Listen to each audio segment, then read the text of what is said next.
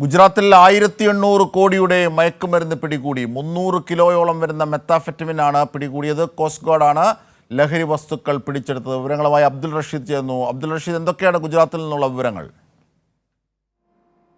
അജിംഷാദ്, ഗുജറാത്ത് തീരത്താണ് ഇത്തരത്തിൽ 13-ാം തീയതി നടത്തിയിട്ടുള്ള കോസ്റ്റ് ഗാർഡിന്റെ നേതൃത്വത്തിൽ നടന്ന പരിശോധനയിലാണ് 300 കിലോയോളം വരുന്ന മെത്താഫെറ്റമിൻ മയക്കുമരുന്ന് പിടികൂടിയത്. ഇത്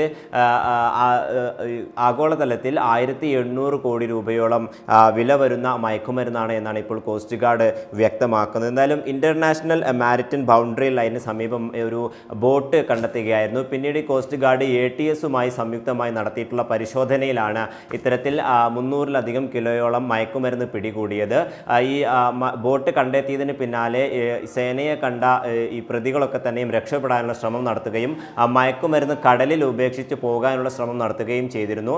ഇതിന് പിന്നാലെ ATSും അതോടൊപ്പം ഇത്തരത്തിൽ സേനയും സംയുക്തമായി നടത്തിയിട്ടുള്ള ഇടപെടലിലാണ് ഇത്തരത്തിൽ 1800 കോടി രൂപയോളം വരുന്ന മയക്കുമരുന്ന് പിടികൂടാനായിട്ടുള്ളത്. എന്തായാലും ഇതുമായി ബന്ധപ്പെട്ട് പ്രതികളെ അറസ്റ്റ് ചെയ്തതുമായ വിവരങ്ങളൊന്നും തന്നെ സേന ഇതുവരെയും വ്യക്തമാക്കിയിട്ടില്ല.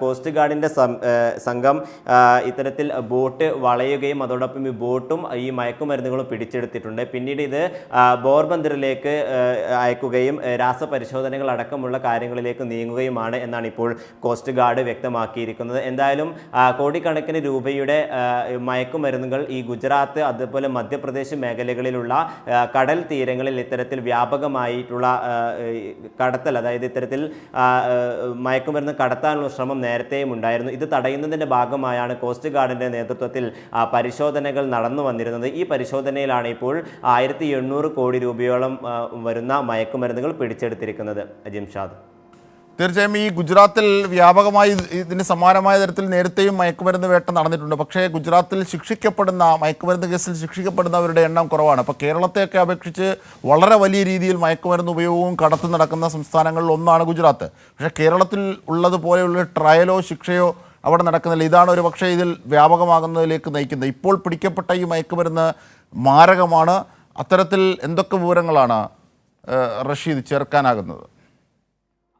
അജിംഷാദ് സൂചിപ്പിച്ചതുപോലെ തന്നെ നേരത്തെയും ഇത്തരത്തിൽ ഗുജറാത്തിലെ വിവിധ മേഖലകളിൽ നിന്നും പ്രത്യേകിച്ചും അഹമ്മദാബാദ് അടക്കമുള്ള മേഖലകളിൽ നിന്നും വൻ ലഹരിവേട്ട ഉണ്ടായിരുന്നു.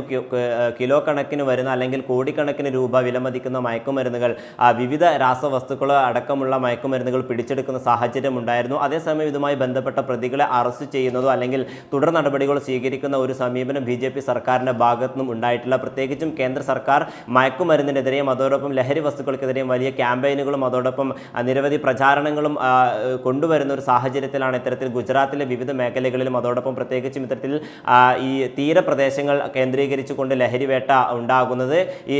ഇന്ന് പിടിച്ചെടുത്ത അല്ലെങ്കിൽ 13-ാം തീയതി പിടിച്ചെടുത്തിട്ടുള്ള ഈ സംഭവവുമായി ബന്ധപ്പെട്ട് എത്ര പേരെ അറസ്റ്റ് ചെയ്തിട്ടുണ്ട് അല്ലെങ്കിൽ അതുമായി ബന്ധപ്പെട്ട പ്രതികളുടെ പേര് വിവരങ്ങളോ ഒന്നും തന്നെ ഇതുവരെയും കോസ്റ്റ് ഗാർഡോ അല്ലെങ്കിൽ സർക്കാരോ ഇതുവരെയും പുറത്തുവിട്ടിട്ടില്ല എന്നുള്ളതാണ് ഏറ്റവും വ്യക്തമാകുന്നത്. ഈ ഗുജറാത്തിൽ മാത്രമല്ല, ഇത്തരത്തിൽ ഉത്തരേന്ത്യൻ സംസ്ഥാനങ്ങളിലൊക്കെ തന്നെയും കഴിഞ്ഞ മാസങ്ങളിലൊക്കെ തന്നെ നമ്മൾ റിപ്പോർട്ട് ചെയ്തതാണ് നിരവധി തവണയായി വിവിധ മേഖലകളിൽ നിന്നും കോടിക്കണക്കിന് രൂപയുടെ രാസവസ്തുക്കളും അതോടൊപ്പം ഇത്തരത്തിൽ മയക്കുമരുന്നുകളും പിടിച്ചെടുക്കുന്ന സാഹചര്യം ഉണ്ടായിട്ടുണ്ട്.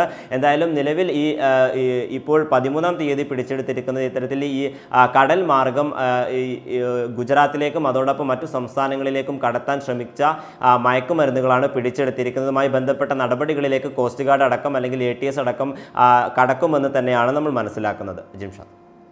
ശരി റഷീദ്.